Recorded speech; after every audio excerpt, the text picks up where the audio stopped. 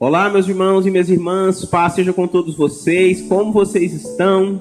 Espero que todos estejam bem, sejam bem-vindos a mais um vídeo aqui no canal Preparando o Caminho, primeiro desse ano de 2026. Nós tivemos uma pequena pausa para repaginar o canal, as artes, o cenário também, e para pedir uma direção de Deus e colocar, o início desse ano na presença de Deus e também ter um tempinho de descanso com a família. Mas a partir de agora estamos firmes e fortes com a graça de Deus para mais um ano na presença dele e aqui juntos nos alimentando da presença dele, da palavra dele. Amém? Então vamos orar para que Deus venha nos abençoar o nosso ano e abençoar esse vídeo. Senhor, nosso Deus e nosso Pai, nós estamos aqui diante da tua presença, primeiramente agradecendo por mais uma oportunidade. O Senhor nos dá de estarmos aqui aprendendo mais de ti. Pedimos que o Senhor venha abrir os nossos olhos, a nossa mente para entender a palavra que vem diretamente do Senhor. Flua em nosso meio, nos meus irmãos e irmãs que estão assistindo, que a tua graça e a tua presença nos acompanhem em nome de Jesus. Amém. Então é isso, meus irmãos. Hoje nós vamos falar sobre direção. Eu gostaria de te perguntar, em qual direção você está indo? Por que isso? É normal nessa transição de um ano para o outro que a gente faça muitos planos, muitas metas, Eu vou emagrecer, eu vou estudar mais, vou aprender um novo idioma, vou me dedicar mais no trabalho, aos projetos que eu tenho desenvolvido. E quando a gente tem essas metas, mas elas não estão alinhadas com o propósito de Deus para nós e para a direção que Ele quer que nós sigamos, sinto lhe dizer, mas essas metas, esses planos, eles têm apenas dois caminhos. Qual que é o primeiro? Serem frustrados, porque a Bíblia fala que os planos de Deus não podem ser frustrados, então automaticamente os nossos podem. E o outro é nos afastar da direção e do propósito de Deus. Por quê?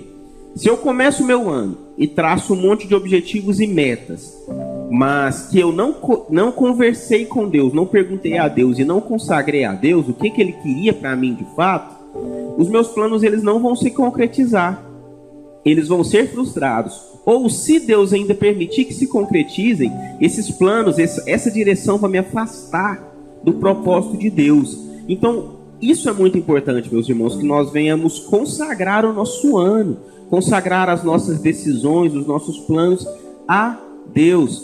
Aqui na nossa igreja, aqui na região onde eu moro, é muito comum que as igrejas façam um projeto de vida, primícias, que é justamente assim, para aqueles que realmente levam a sério, que é aquele tempo onde você vai se dedicar mais a Deus, um relacionamento mais profundo, gastar mais tempo com Deus justamente para fazer essa pergunta: Deus, o que o Senhor quer de mim para esse ano? Qual a sua vontade para a minha vida nesse ano? Isso é muito importante, meus irmãos. E trazendo até um breve testemunho meu mesmo, do quanto isso nos atrapalha quando a gente decide fazer algo por nós. Algum tempo atrás, eu tinha terminado a faculdade e eu queria estudar fora. Coloquei na minha cabeça que eu queria estudar em outro país e comecei a me preparar. Então eu orei a Deus, mas eu não orei perguntando: Deus, é da sua vontade, me direcione, o que o Senhor quer de fato? Não, eu só orei e falei: Deus, eu quero ir e me ajuda aí. Eu só comuniquei a Deus, eu não conversei com Deus. Então, diante disso, eu comecei a preparar. Então, fui estudar, comecei a fazer aula de inglês, me preparei um pouco financeiramente, comecei a guardar um dinheirinho também. E preparei todo o material e enviei para algumas faculdades, algumas universidades. E em algumas eu fui até aceito, mas não tinha bolsa. E o custo de vida era muito alto. E eu não conseguiria arcar com o custo de vida de morar lá, mais as mensalidades das universidades, que a grande maioria lá nos Estados Unidos, por exemplo, são particulares, são pagas, são privadas. E diante disso eu comecei a ficar frustrado, triste, ansioso, preocupado, até que veio a gota d'água, que foi o último episódio, onde uma das candidaturas que eles chamam lá, que eu fiz, ela foi cancelada. E eu havia feito a prova, havia enviado os materiais, conversei, fiz uma entrevista com o próprio coordenador do curso, que ele me disse: olha, Felipe, tá tudo certo, o professor tá com o seu material, tá tudo ok, Agora é só aguardar o aval dele, mas praticamente está tudo encaminhado para você vir estudar com a gente no próximo semestre. E essa foi a fala dele. Então, quando chegou o dia da decisão, receber a notificação de fato se eu fui aceito ou não. Acordei cedinho e olhei meu e-mail. E lá estava que a minha inscrição havia sido cancelada. E eu retornei, mas por que cancelaram? Não é eu não fui aceito, fui reprovado. Eles cancelaram, sendo que eu separei a documentação. Inclusive, tive um amigo que foi estudar lá, que mandou tudo igualzinho, da mesma forma que eu havia mandado. E eu perguntei para ele, quando ele chegou lá, para ele entrar em contato com a coordenação do curso, para saber o porquê que eles tinham cancelado. E a resposta era que ninguém sabia, só cancelaram. Foi então que eu entendi que não era vontade de Deus para minha vida. E hoje eu estou aqui com o canal, hoje eu estou aqui com a minha esposa, com a minha família. E provavelmente se eu tivesse seguido esse outro caminho, eu não estaria aqui falando com vocês. A minha vida teria tomado outro rumo e eu creio que para longe do propósito de Deus para minha vida. Então essa é a importância, meus irmãos, porque o resultado disso foi tristeza, ansiedade, preocupação, crises, né? Que eu poderia ter evitado se eu tivesse feito uma simples pergunta para Deus. Deus, o que o Senhor quer de mim? É da sua vontade? Então faça essa pergunta para Deus. Ainda dá tempo, consagre o seu ano a Deus. E para não ficar apenas nas minhas palavras, vamos para a Bíblia.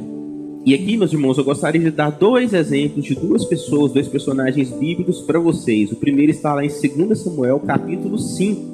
A partir do versículo 17 diz o seguinte: ao saber que Davi tinha sido ungido rei de Israel, os filisteus foram com todo o exército prendê-lo, mas Davi soube disso e foi para a fortaleza.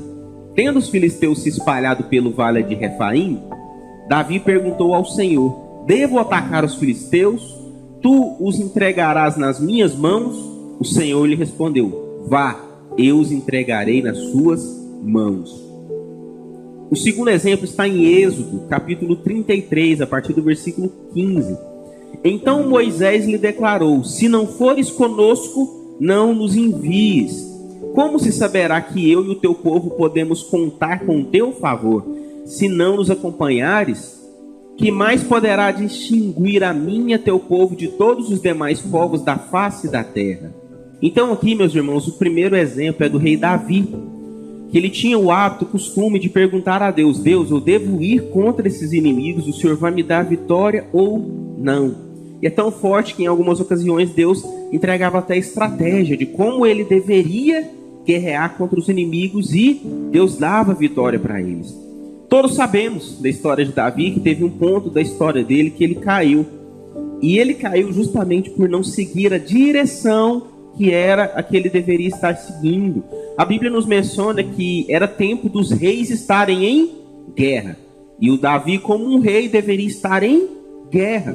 Mas o que ele faz? Ele manda os seus comandantes, o seu exército, ele manda Joabe, as suas tropas, mas ele fica no palácio em um tempo ocioso. E a partir daí ele abre uma brecha para o inimigo, que é tido na história como viajante, que é esse o papel do inimigo, né?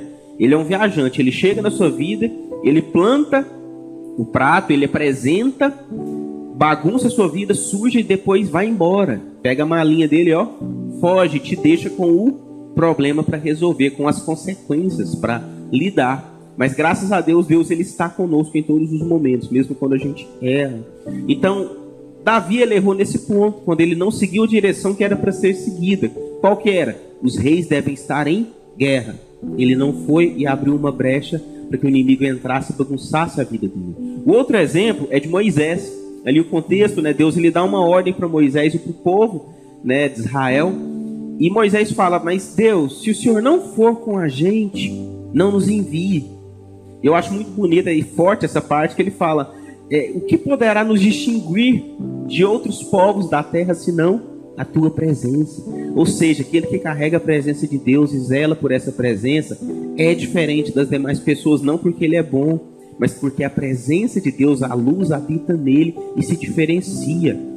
Então aqui é uma chave muito importante, porque quando você pergunta: Deus, qual a direção do Senhor para mim? O que eu devo fazer? Primeiro, além de Deus te dar a direção, segundo, como Moisés deu exemplo, ele vai com você. Eu falo isso muito para minha esposa. Independente das circunstâncias e da situação, se Deus te deu uma palavra, vá.